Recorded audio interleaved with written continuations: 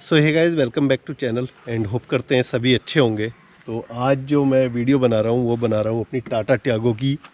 और क्यों बना रहा हूँ, क्योंकि मेरा 2 साल का सफ़र कैसा रहा टाटा टियागो के साथ में, आज मैं वो आपको बताने वाला हूँ। 2 साल का सफ़र मतलब 4 अक्टूबर 2019 में मैंने निकाली थी और 4 अक्टूबर 2021 में 2 साल पूरे हो गए हैं। 2 साल में कितने किलोमीटर चली है, क्या कमियां आई, क्या अच्छी चीज़ें लगी, वो सारी चीज़ें आपके साथ ओपनली डिस्कस करने वाला हूँ। तो चलो स्टार्ट करते हैं वीडियो।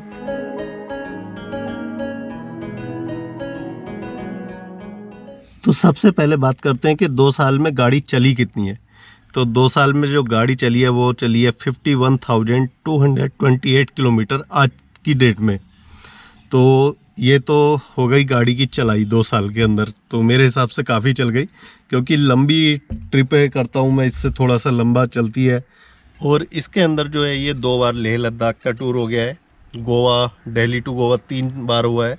बाकी और लंबी ट्रिप्स जैसे कि जैसलमेर, दिल्ली से राजस्थान, बहुत सारी जगह हैं, दिल्ली से हिमाचल, उत्तराखंड, ऐसे मतलब बहुत जगह ऐसी मैं इससे घुमा हूँ इन 2 साल में। इसीलिए जो गाड़ी की चलाई है वो इतनी ज़्यादा है। तो चलो और बाकी की बातें डिस्कस करते हैं। ये तो इसकी हो गई रनिंग 2 साल के अंदर। और ये है पेट्रोल वेरिएंट 2019 मॉडल, और ये पेट्रोल टॉप मॉडल है XZ प्लस।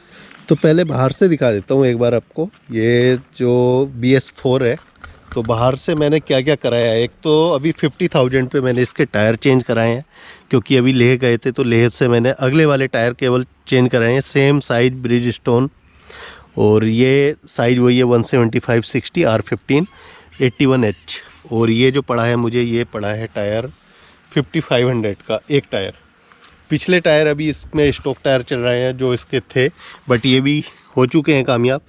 बट पीछे हैं तो इसलिए अभी काम चल रहा है इनका। कोई दिक्कत मुझे आ नहीं रही। बाकी और गाड़ी में वैसे कोई दिक्कत नहीं है चारों तरफ से। एक ये डेंट आ गया था अभी पिछली ट्रिप पे, तो ये मुझे अभी निकलवाना बाकी है।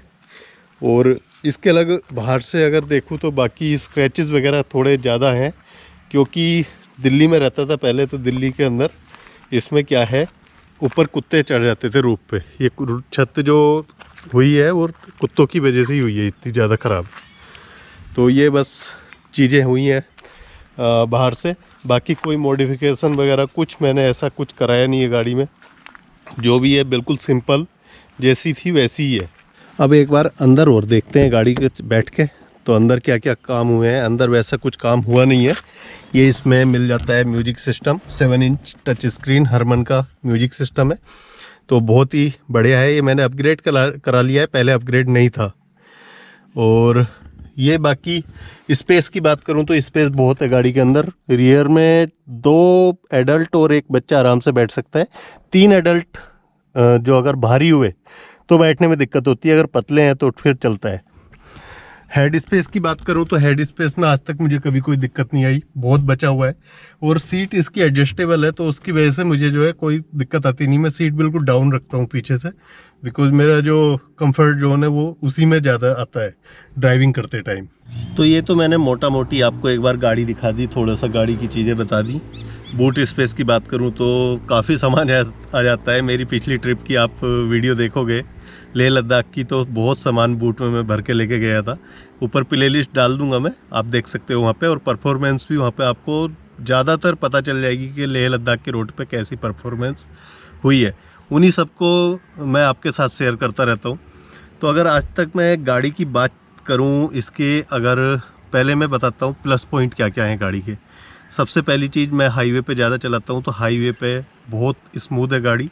और हाईवे पे ना चिपक के बहुत चलती है। तो कभी भी मुझे मतलब ऐसा नहीं लगता कि 130 या 140 की स्पीड पे भी अगर मैं लेके जा रहा हूँ तो गाड़ी ना इधर उधर जा रही है या फिर गाड़ी थोड़ी सी हिल रही है, ऐसा नहीं है। बिल्कुल ऐसे चिपक के चलती है गाड़ी।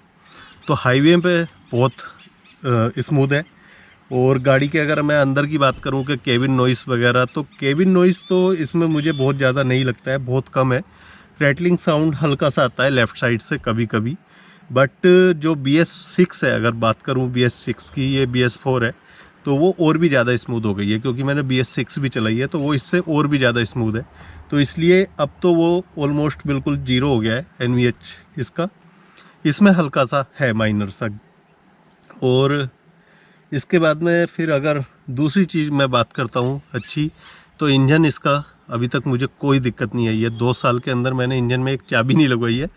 एयर फिल्टर और बस जो नॉर्मल सर्विस होती है वो कराता रहता हूँ। सर्विसिंग के चार्ज क्या क्या आते हैं वो सब अलग अलग डिपेंड करता है। कभी मेरा आता है 5000 के आसपास, थोड़ा बहुत ऊपर या नीचे इससे, जो पेड सर्विस होती है। वैसे मैंने सर्विस की वीडियो बना के डाल रखी है, मैं उनका प्लेलिस्ट बना के एक ऊपर डाल दूंगा, तो आप वहाँ पे जाके भी सर्विसिंग वगैरह का इसका चेक कर सकते हो। मुझे आज तक सर्विस में कोई दिक्कत नहीं हुई 2 साल के अंदर। जो लोग बोलते हैं ना कि टाटा की सर्विस बहुत ख़राब है, मेरे साथ तो अभी तक नहीं हुआ है और शायद आगे होगा भी नहीं, क्योंकि वो अपने डीलिंग करने के ऊपर डिपेंड करता है आप कैसे डील कर रहे हो डीलर्स के साथ में। वरना कोई भी आपका पागल बना देगा अगर आप डील अच्छे से नहीं करोगे। दूसरा, मैं सर्विस ना सामने कराता हूँ हमेशा। मैं गाड़ी छोड़ के नहीं आता हूँ, यूजुअली लोगों के पास टाइम नहीं होता है, तो वहाँ पे कहीं ना कहीं हो जाता होगा ज़रूर, मैं मान सकता हूँ उस चीज़ को।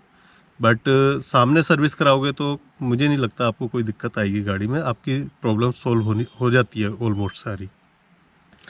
तो ये चीज़ें हो गई। इंजन की भी बात बता दिया। इंजन में आज तक मुझे कोई प्रॉब्लम नहीं आई। इंजन बहुत अच्छा है और कहीं भी मतलब चढ़ाई पे या कहीं भी मुझे ऐसा नहीं लगा कि इंजन में कोई दिक्कत है या पावर लैक है या कुछ है, ऐसा कभी लगा ही नहीं।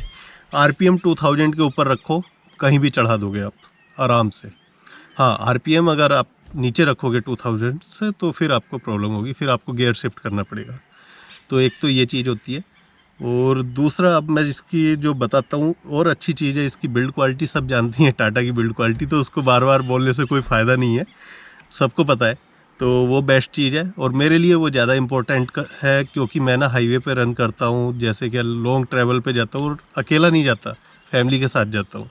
तो इसलिए ये कार ना मेरी फैमिली के लिए और मेरे लिए फैमिली जैसी है, क्योंकि इसी में मैं ना सेफ़ फील करता हूँ। कई बार हमारी गलती नहीं होती है, पर सामने वाले की गलती से भी हम ना फंस जाते हैं, कई बार हमारे एक्सीडेंट हो जाते हैं।